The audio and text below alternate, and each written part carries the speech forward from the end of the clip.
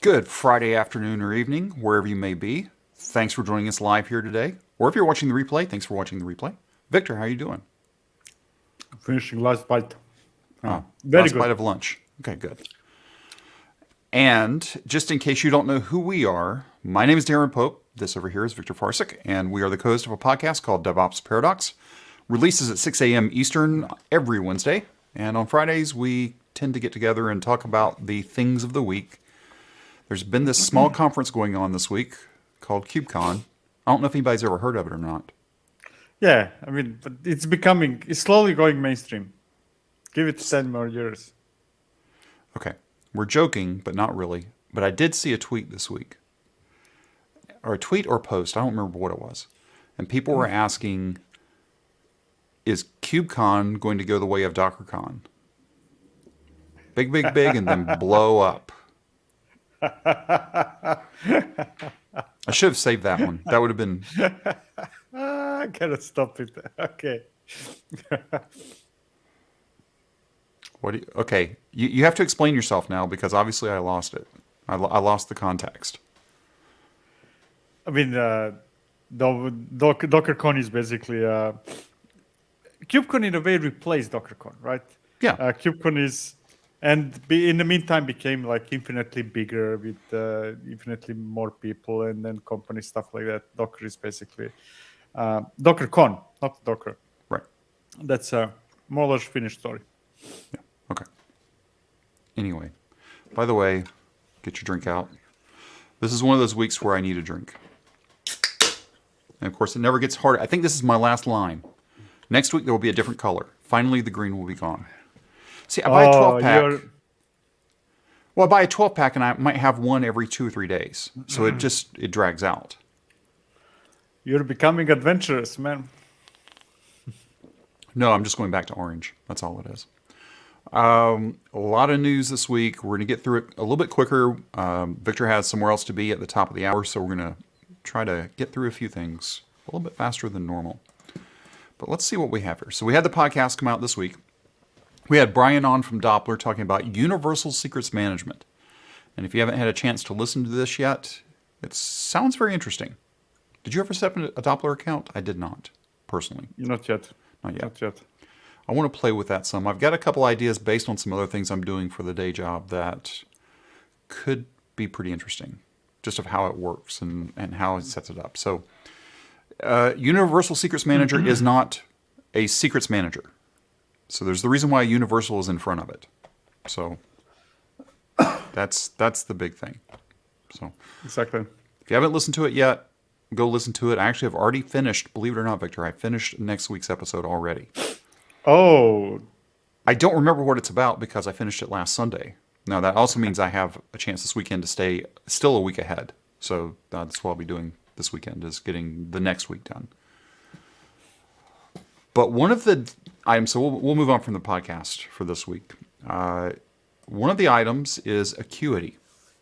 And you might be saying, what's this about? Well, the top line here, Acuity announces $4.5 million seed round to modernize cloud-native toolchain with Argo.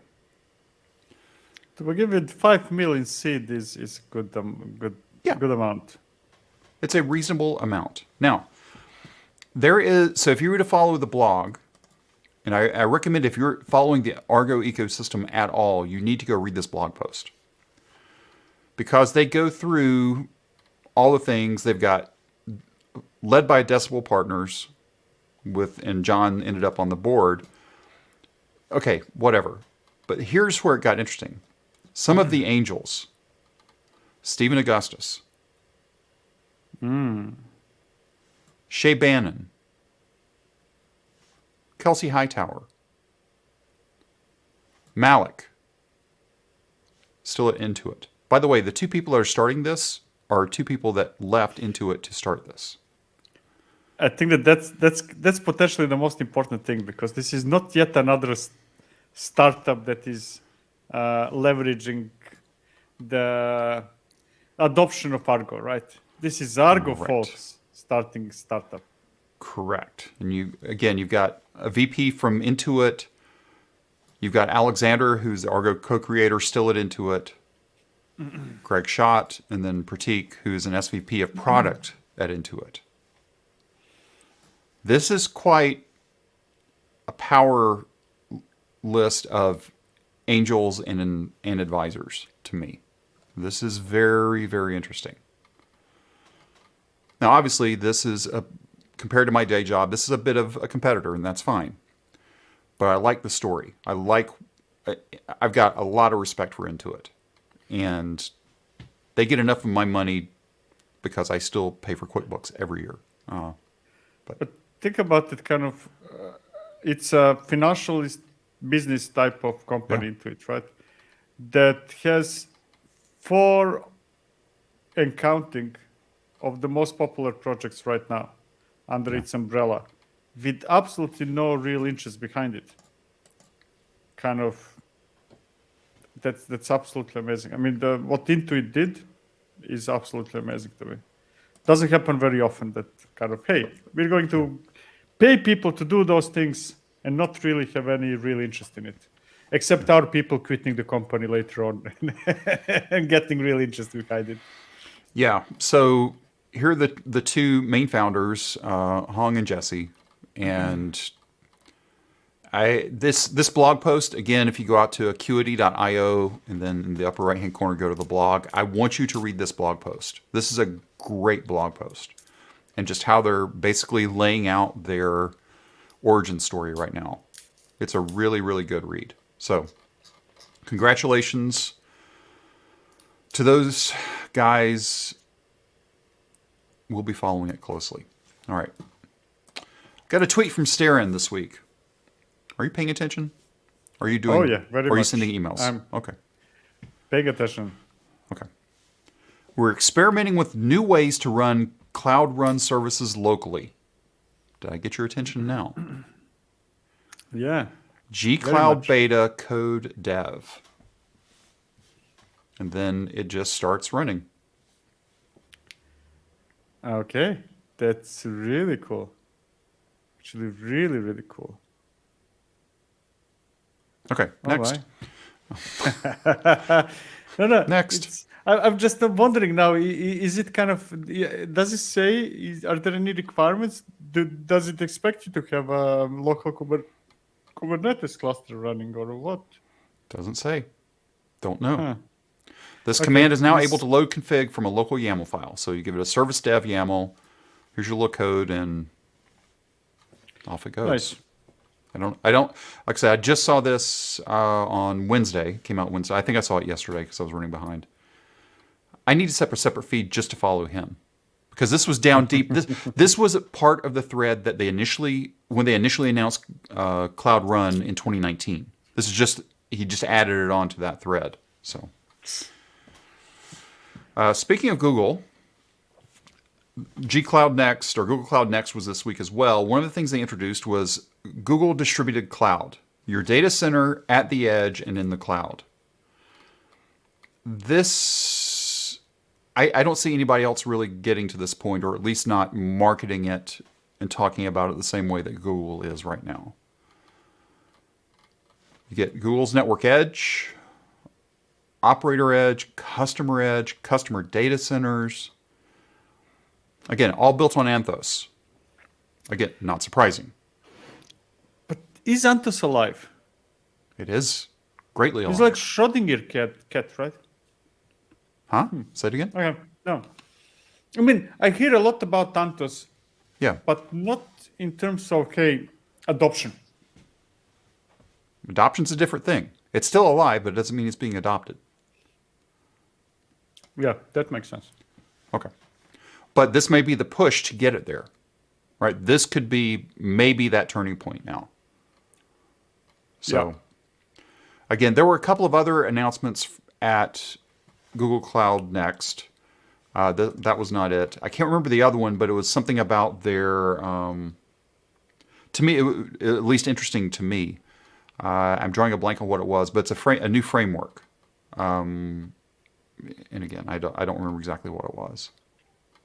But so here's a conspiracy theory that I just came up with. Okay. Is it a coincidence that Google Cloud Next is the same week as KubeCon? was there a miscommunication, or how could that be?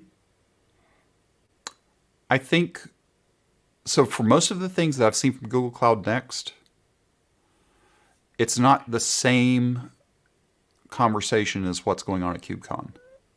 Absolutely. But then we have Antos and stuff like that, right? That's very KubeCon-like. Yeah. I think, so I don't have any information, but I think they knew and they just did it just because and whatever. Yeah. There was, I mean, was there some overlap, what I would consider overlap content? Not that I went to either one of them because I did not, but based on listening to some podcasts and stuff, it seemed to be targeting just different people in general.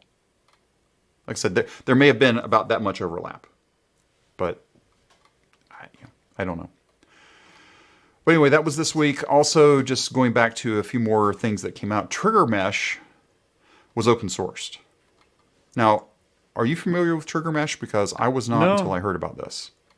I'm not. I'm regretfully not. So, again, I haven't read through it yet, but there was a lot of chatter about it, so that's the reason why I sort of brought it into today. And I usually know that if I put something here, Victor may take a look at it. Otherwise, he may not. So I put it on the list for this, just to have it as a, oh, what is this? And then he can decide, whatever. Already not paying attention to you because I'm putting notes. TriggerMesh. TriggerMesh, yeah. So TriggerMesh. So it used to not be open source, and that's the key part here. It became open source. So anytime I see that kind of transition happen, that's always interesting. Yeah, it is interesting, but kind of like in my head, I always start raising questions. Did it not start as open source and became open source because it's not going so well? Right. Or because that's the right thing to do? Right. And in this case, I definitely don't know. Exactly. So that's why. But anyway, it was like, it's a cool name. There must be some mesh somewhere in it. And other than that, it was whatever. So that was that one. Now, for two of our favorite non-hyperscale hosting providers. Oh, I have three favorites. What's your third one? Civil. Oh, okay, fair enough. Well, okay, different. Okay, we'll come there in a minute. I don't put them in the same classification as these two that we're going to talk about. So, new control plane for DigitalOcean Kubernetes. Did they reach out to you and tell you that it was done, by the way? No, they didn't. Okay. Shame on them. Okay, so it now provides high availability control planes. 3 zones? Or well, let's go through the points here. Provides high availability on the new control plane. It takes about 30 seconds for the new control plane to spin up. Good. Okay. Still fine. Repairs itself in no time. Well, that's what you would expect with high availability. More secure, is backed by isolation and runtime primitives, blah, blah, blah. Okay, so to me, so the last two, whatever, right? That's what you would expect. You can assume, kind of like when you say HI, actually the third you can assume from HA. Yes. And then they walk you through a little video. But here's where I went sideways with it. Not that I don't disagree with it. The control plane is free. You can add HA feature for only $40 a month. I mean, that's 2 additional servers, VMs, whatever it is. Basically, to get HA, you're paying, again, I don't know how many. We don't know if it's 3 or not. We don't know where it goes.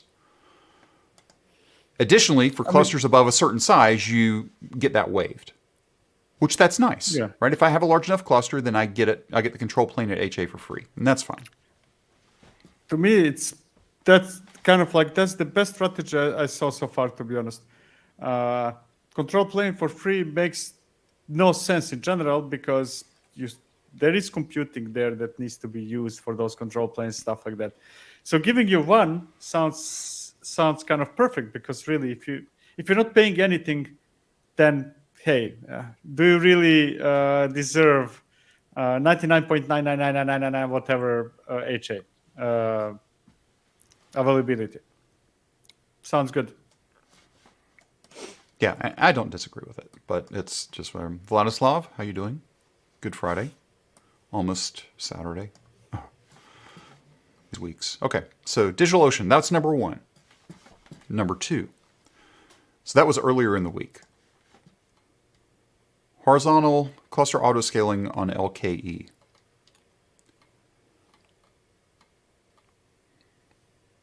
Is this good or bad? I think it's good. Horizontal cluster is good, but I'm kind of surprised how much it took them, to be honest. Horizontal, we're talking about cluster autoscaler, right? Yeah. Yes. Cluster. That's already kind of assumed. I would, to be honest, if this would be the first time I use Linode, I would not even check whether it has cluster autoscaler. I would assume it does. Yeah. Basically, you set up your autoscale pool, you give it a minimum, you give it a maximum up to 99. And then that's it. And then you set up your normal thing. Again, I just saw this, so I haven't had time to play with it yet. This is really what is hugely missing. What was missing from Linode, what was missing in DigitalOcean. I don't know whether they added it in the meantime since last time I checked, and from all other small players. This is now we are already talking about them starting to get slowly parity with big guys when Kubernetes is concerned, right? We are seeing HA from DigitalOcean. We're seeing cluster autoscaler from Linode. They are hopefully going to catch up because, and this is kind of strange, right? Usually small guys tend to be more agile, faster to come up with stuff, and then big corporations follow, right? But in case of Kubernetes, it was the other way around. It makes me happy that they're catching up slowly. Yeah. And again, they weren't built, and this is where I'll loop in Civo. Civo was was focused on building out Kubernetes. They weren't meant to be just a block storage compute provider like DigitalOcean and Linode were. No, actually, no. The company that actually owns Civo? company that owns Civo is hosting type of company, something like that. I forgot the name. Okay. And they were running their stuff in OpenStack. And then they expanded that OpenStack solution to include Kubernetes. And then some folks in Civo said, okay, this does not work. This is too complex. This was not built to do what it's supposed to do. And that's how Civo was born, which is still a kind of sister company or something like that. Okay, that makes better sense. So what you said is true, that they built it for that, but they made that conscious decision while having alternative. Right. Marcin, how you doing today? Hey, Marcin. So anyway, those two. That's the reason why I sort of kept Civo. I can't compare Civo to DigitalOcean and Linode directly. True. I just can't. But based on what you just told me, that's all cool. All right. One more from our friends at Pulumi. Kubernetes Operator 1.0, which they had one, but now it's legit. So what can it do? Apparently everything. And the kitchen sink. So, and it's funny too because they were there live. I saw a few of their developer advocates posting on the web. So, sorry, I was not going to travel to LA. I'm just not. But anyway, this was one of the this is their number one bullet that they have here. GitOps workflows with branch tracking and private Git repositories. The operator now supports specifying a branch instead of a commit in a target repository. How do you feel about that? Not very happy. I don't like branches. To me, branches are something that is temporary and exists until we merge it to the main line. That's how I would define branches. And if I specify branches somewhere, that means that I probably have intention to keep a branch permanently. And if you think about it, a commit is a specific point in time, whereas a branch is following what you've defined as a commit at a point of time. Did I say that right? I think I did. I don't know if I did or not. Basically, well, the branch is basically a river. Yeah, exactly. And the commit is the rock that never moves out of the river. Now, is it a bad thing to have? I think in a lower environment, I think it's okay. But once I get more towards a actual prod level, I don't like branch tracking. Yeah, but there is one thing that what I don't like. But if I would be a product manager for that project, I would say also do it because it's very low effort. And then there are companies who want that, so why not, right? So one thing is low-hanging fruit that will makes people happy, right? No matter how much, I don't think that people should be using that. So why not? Yeah. Okay, so that was one of the bullets. And then they were building on their automation API, which was a new thing as well last year. This is the one I did like the best. Support for any state and secrets management backends. Because at the time, it wasn't as good. So now, take your pick, it doesn't matter. I like that a lot. I never believe that phrase. I always have a worry when I'm doing an upgrade. I trust them. It's a horrible sentence. We know Joe. We love Joe. Joe, I don't like that phrase. It should be for an ad. Yeah. Not in. Well, this is a blog post, not documentation, so fair enough. Prometheus is right there out of the box, which is nice, and then all the other things. So it looks interesting. It does look interesting. Very nice. So, way to go, Pulumi. And it's also, it's when I look at announcements like that, and there are many, it's very clear that things are moving to Kubernetes. Basically, that we are moving. Kubernetes is becoming API for everything, and I'm really happy about it. So, do me a favor. Mm-hmm. Give me a thumbnail face shot. Look at your camera. Go ahead and do that before we get into the other things. Yeah, get in there. Perfect. Thank you very much. Okay. Don't scare the people at home. They're already gone. They're already gone. Screaming. Yeah, great. Thanks. Good to hear from you today. Busy week, KubeCon. Good talk with Anton today. Oh, yeah. Thank you. Thank you, Marcin. I had a live session with Anton. Oh, I forgot the last name. Babenko, something like that. Mm-hmm. Anyway, YouTube session. Nothing to do with KubeCon. Okay. Got it. Okay, so I have in the tool section this week, AWS initially, well, let me just go to here. So it was the CDK for Kubernetes, which has been out for a while. Yeah. But what they did this week, I'll go backwards here, it's now GA and ready for production use with any conformant Kubernetes cluster. Yeah, that's similar like Pulumi. We are all moving everything to Kubernetes. Kubernetes, here we come type of announcements. Yeah. So the only thing with CDK, I had trouble finding the coverage. Kind of like I had trouble finding what it supports and what it doesn't. But that's me probably, not them. Yeah. And also, it's now an official sandbox project and has moved out of AWS Labs. So nice. Will this get you to move away and maybe consider doing things as code? Looking at the example here? Instead of writing YAML? Still not. I mean, imperative code, defining some state of something declarative. That's very easy division. But when I have when I have imperative that I can trust to generate good declarative, come on. But what's the motivation? Is it less lines of code? It's not. Well, what is it?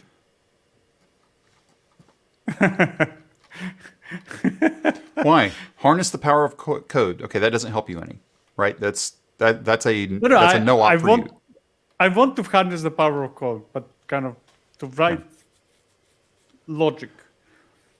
That would that's probably a longer discussion. It is. We won't get to there today. But then define best practices. Well, if all I'm doing is generating YAML, then the YAML itself best practicing. Either it works or it doesn't, right? Yeah, if you just create YAML, it doesn't. I mean, if you create like Helm charts, yes. If you create some kind of packaging, then yes. Okay. Anyway, we may be able to get you back over there, but support for more languages. So TypeScript, JavaScript, Python, Java, and Go. By the way, I wrote my first Go CLI on a video I shot this week. Oh, congrats. Thank you. It just said hello world. So. Okay, that's anyway. That's the most common first CLI. Yep. HashiCorp's Waypoint got to 0.6. We were just talking about Helm charts. They've helmed all the things in 0.6. Significant features. Helm-based server install. Docker builds in Kubernetes. The detail on that is actually Canonical, which was interesting to read. Helm-based application deployment. Kubernetes resources in the UI. Kubernetes autoscaling deployments. Ingresses for release. Again, very simple. Boom. There's now an official way to install it. That's the power of HashiCorp. Kind of, they start insignificant, and then you wake up 2 years later and say, "Oh my, what just happened?" Yeah, exactly. Yeah, Waypoint now integrates with Canonical. So the top one is like, okay, whatever. Integrates with Canonical to build images. Now again, I need to reach out to Rosemary and say, look, it's not a Docker image; it's a container image. I mean, you physically cannot build Docker image with Canonical. That would defy the laws of physics and language as well. Yeah. And of course, we're joking, but not really. When paired with our GitOps workflow, which I'm trying to remember what that flow was, everything magically just happens. Tasty. And then it gets into all the other Helm things. So this was a very Kubernetes-focused release. And remember, because Waypoint does a lot more than Kubernetes. So it's KubeCon.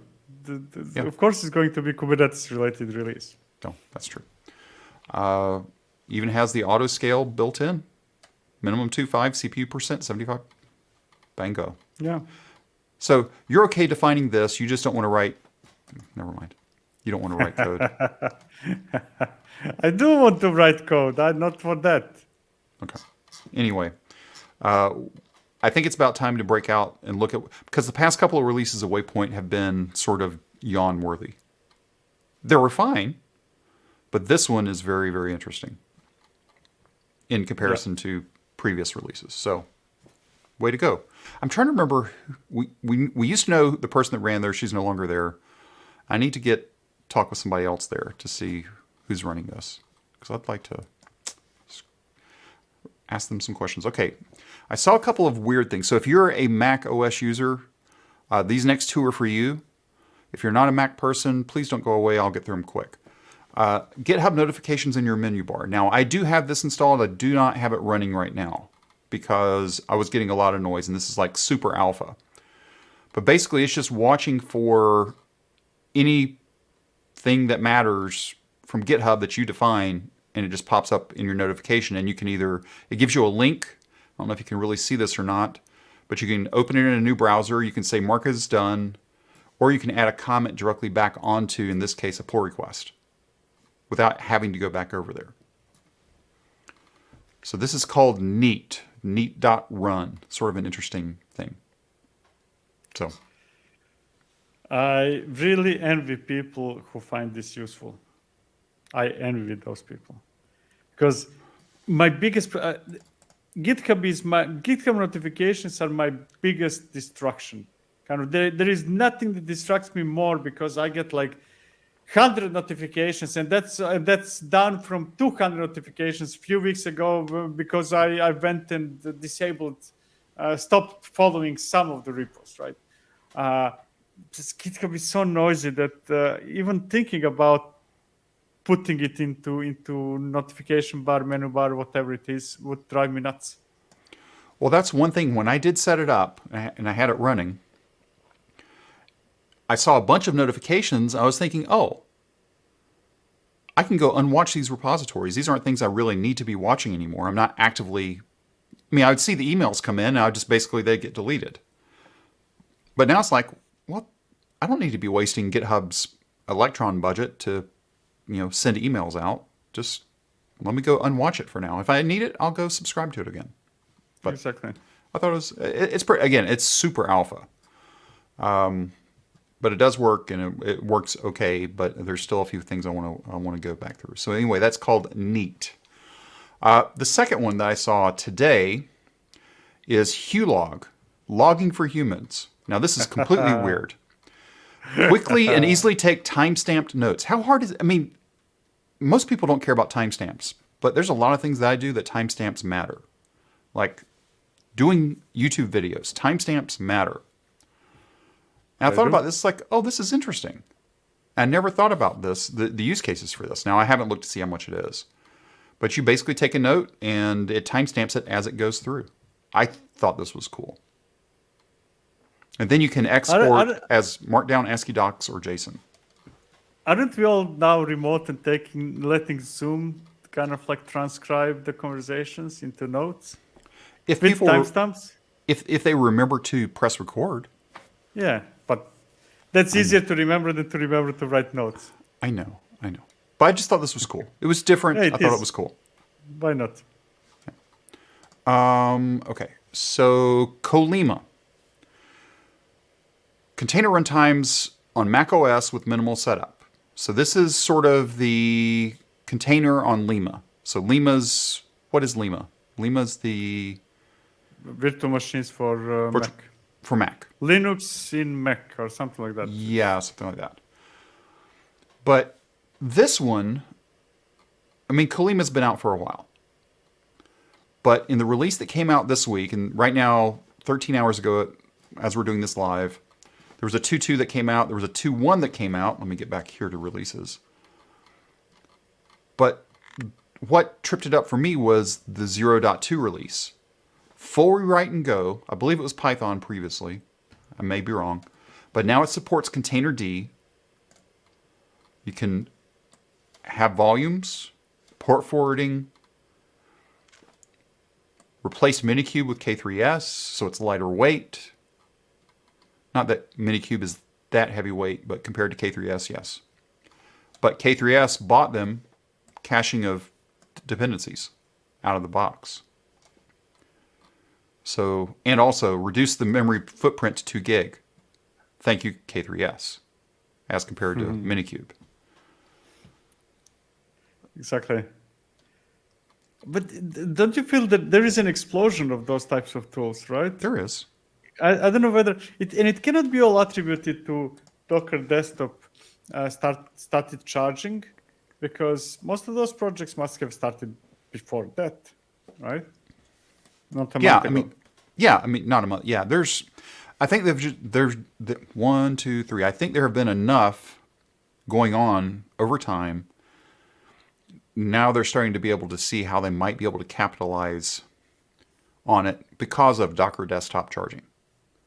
Yeah. Which I still haven't sent in my $60. I need to do that. But, I'm not saying this would replace that. It could. And much like the video that you did on recommending Minikube as the answer, or not the answer, but an answer. Except if it's answer for you, because you still did not buy a new MacBook. When you buy a new MacBook, it will not be answer for you, Minikube. Oh, because it doesn't work on M1. Yeah. You're assuming, which we're going to talk about that in a few minutes, Monday's announcements are going to be interesting. We'll get to that in a minute. So Colima 0.2 if you haven't looked at Colima yet, I think now is the time to look at Colima. All right. Yeah. DDosify. Who doesn't like load testing? Well, this is a completely Go-based load testing tool. DDosify, give it a target, and have a nice day. Scenario-based, you can create your flow in a JSON file, no lines of code. Come on, JSON is code. It's worse than, you miss a quote, it's done. I mean, if it can be interpreted by machines, it's code. Okay, fair enough. That's a better way to say it. And then also, this was the interesting one. Different load types. Test your system's limits across different load types. So you can bring it in through Homebrew. There's also a container image available. I think this is probably the answer to K6S, which got bought by, I don't remember who it was.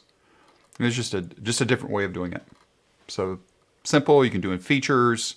This is a whole lot better than AB, Apache Bench. You remember Apache Bench? Yeah, of course. I mean, who doesn't?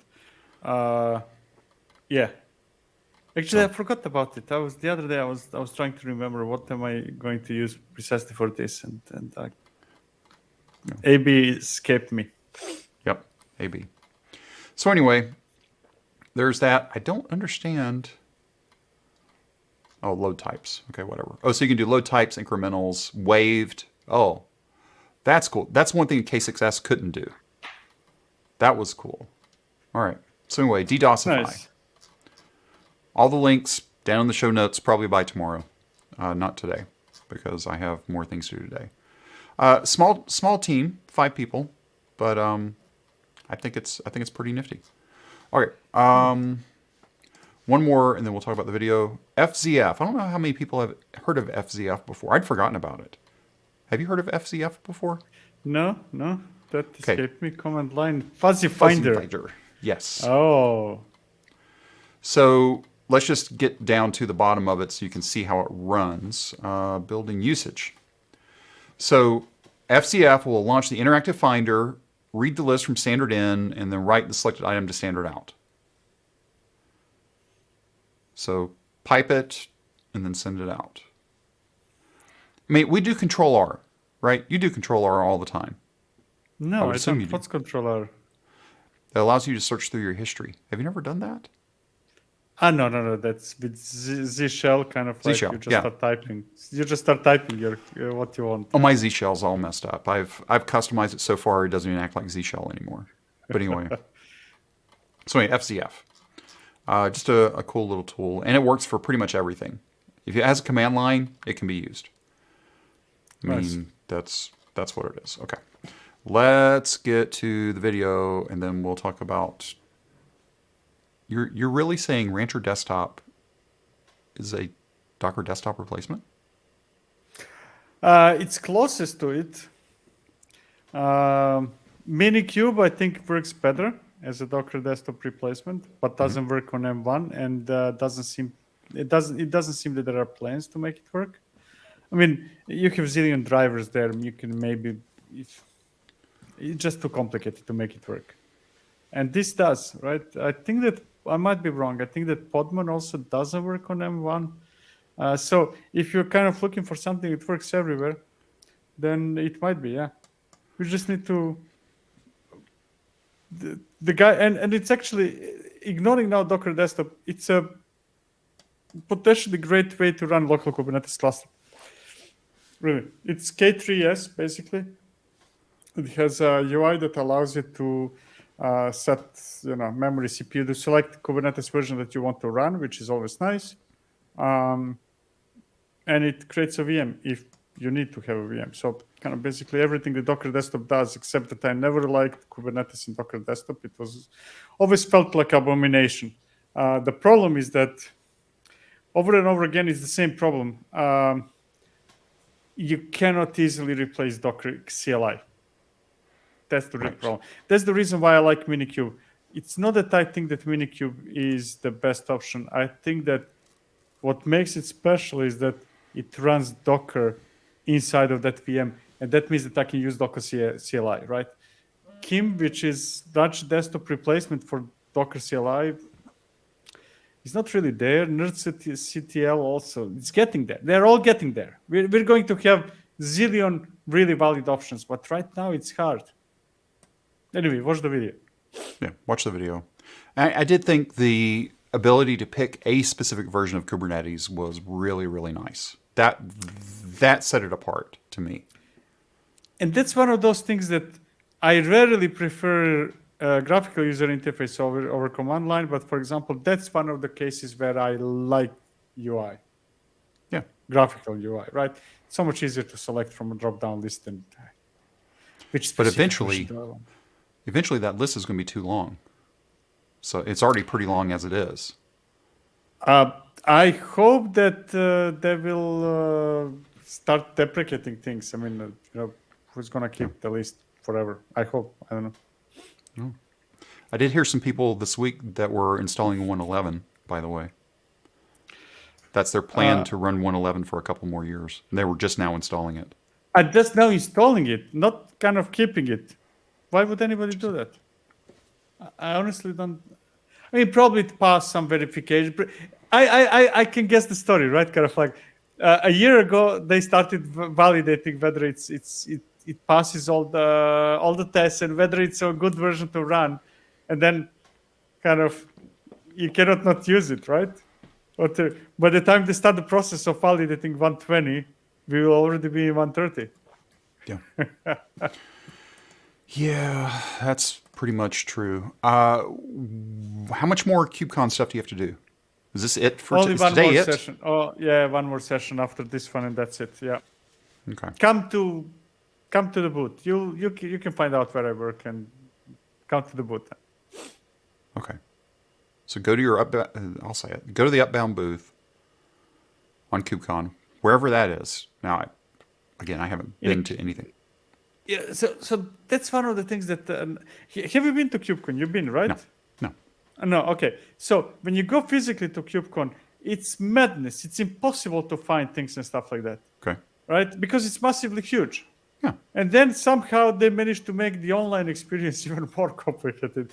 Seriously, it takes less time to find something when you're physically present among tens or thousands of people than in your browser.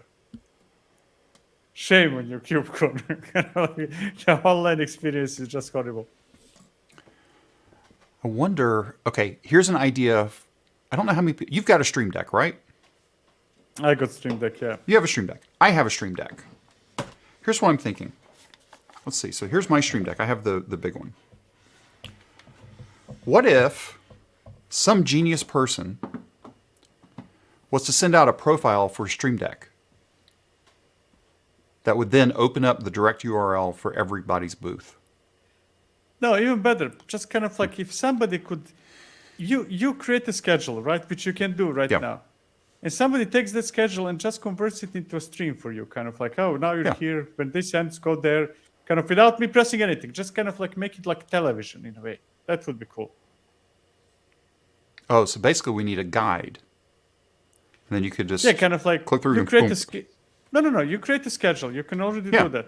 And imagine something that would just go from one session to another automatically, kind of like just. Oh, got it. That would make too much sense, right? Too much sense. Yeah, it's unacceptable. Okay. All right. We'll do that. We also have a live stream coming up next Thursday. Is that true or not true? Live stream coming up next Thursday. Yes, I'm still waiting for the banner. Oh, okay. So that'll be now that I'm not making banners, everything is a bit more complicated, but it's less work as well. So yeah. So that'll be over on the DevOps Toolkit channel. I think it's set for, we still have it set for 11 a.m. Eastern, 5 p.m. CET. But again, it hasn't been scheduled yet because we're waiting on the banner at this point. So exactly. Once we get the banner, in my calendar, I will get notification before it starts. Yeah. Well, it's this. I mean, so that one you're running, so you better be ready for it. That's all. What was the topic for this one? Have we talked about the topic? DevOps and SRE. Oh, DevOps and SRE. Yeah, I should have told you that. Fuck. So the questions that we were receiving before, I put them into different groups, and this was the second most kind of popular Okay. one. The previous one was GitOps, right? DevOps, yeah. DevOps SRE. What kind of pushback have you been getting on GitOps this week? Huh? So you've been at KubeCon virtually. Yeah. Have you been getting anybody saying GitOps is a waste of time? I haven't been on KubeCon. That's the problem. I saw Oh. keynotes and I did my sessions, and in between the keynotes and my session is the daily madness, and I still haven't seen anything. I'm ashamed. Okay. Well, it doesn't matter. That's fine. I haven't kept up with it at all. Just That's why I want to go back to physical conferences, right? Because when I'm there, then it's so much easier not to have to do everything else. right. I'm saying We easier think. not to do it. No, exactly. Easier. There are still a certain number of hours on a chair, but Yeah. easier, right? To not to get distracted with life. Yeah. Okay. So you've got somewhere else that you need to be at the top of the hour. Why don't we go ahead and wrap it up early today so you can go sort of get in the right headspace for that. We'll be back podcast on Wednesday at 6 a.m. Eastern. We've got the live stream over on DevOps Toolkit on Thursday at 11 a.m. Eastern. And then we should be back next Friday here at 1 p.m. Eastern. Is that it? That's the plan. That's Okay, the plan. Yes. That's the plan. The plans can change, but we should be fine. Well, I know the podcast Yes. is coming because it's already done and scheduled, so that one I don't have to think about. The other two, we'll see. All right, so let me go ahead and do this. So for everybody that's here with us live, thanks for hanging out with us live. If you haven't subscribed, go underneath Victor, click the subscribe button, click on the bell, do the things. And if you haven't done that for DevOps Toolkit, also go over there. Whew, long week, and do that. Okay, great. So we will catch up with everybody next week in multiple ways. We'll talk to you again next week. Thanks. Oh, Cheers, wait, I hit the everyone. wrong thing. Okay, I have to. So it's like I can't even press the right buttons this week. Okay, Yeah, now you want KubeCon buttons, you cannot use that one button that you have in I know. your Stream Deck. Okay, well, I can't. Okay, different conversation for another day. I can't. I wish I could use my Stream Deck to drive this. All right. Oh yeah. Thanks, true. everybody. Bye.